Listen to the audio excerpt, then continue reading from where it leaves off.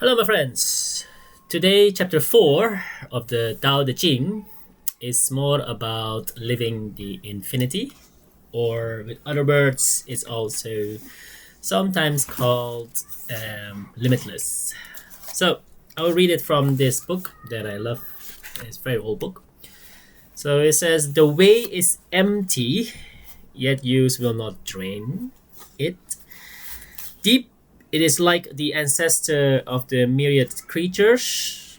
Blunt, the sharpness. Untangle the knots. Soften the glare. Let your wheels move only along old ruts, darkly visible. It only seems as if it were there. I know not whose son it is. It images the forefather of God." Oh, this chapter 4 is a little bit deep, but we can break it down into pieces to understand more. So, um, for example, this chapter is amazing because if it says for one of the thing about the vessel or the cup, when it's empty, then it's useful. That's why it's limitless. You can always use it, and that's why it's very useful. And that's why when I talk about in my previous videos about your mind, you're very useful is especially is when you have no preconceived ideas, so that you adapt to the situation, so that you don't say, yes, it's always done like this, so I'm going to use the same tool. No, you have to be flexible, like water, remember? Okay, so it's very useful in a daily activity. It's like limitless. And potentially it cannot be exhausted. So sources, for example, there was a book that written a long time ago about even natural resources will be not exhausted, because then we as human beings will always come up with new ideas. So that let's say in this day and age, fossil fuels, people will think, oh my God, we're going to use all of that. No, then maybe we don't need to use fossil fuels anymore in the near future, but we still do now. For example, we have electric cars, and it will reduce the use of fossil fuels, for example. Okay. Another part of that chapter 4, it's quite deep because it also says the Tao is deep. For example, even birth and death of all the things follow the way of the Tao. So Tao basically is fulfilled the whole life. Basically, remember chapter 1, it says what can be named is not really the name. So you don't limit yourself. So for example, if you say, oh yes, my profession is a doctor, for example, and then the only thing you know is about, the daily practice activity. But if you, for example, wants to help someone else that are less well off than you, and you say, I'm a doctor, I can only work with, the specialty that I'm trained with, then you limit yourself because you name yourself as a doctor. So that's the problem.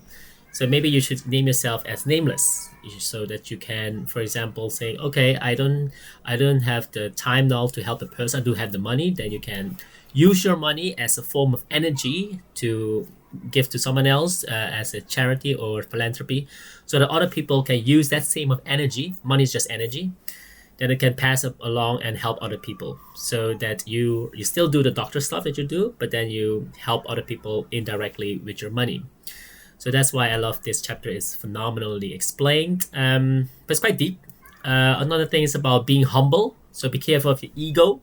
Remember in the previous chapter I said you have to be humble, that I learned from someone, and it's very tough because your ego is always stand in the way. And someone explained it beautifully that the ego stands for add God out, or add Almighty out, whatever you want to believe in.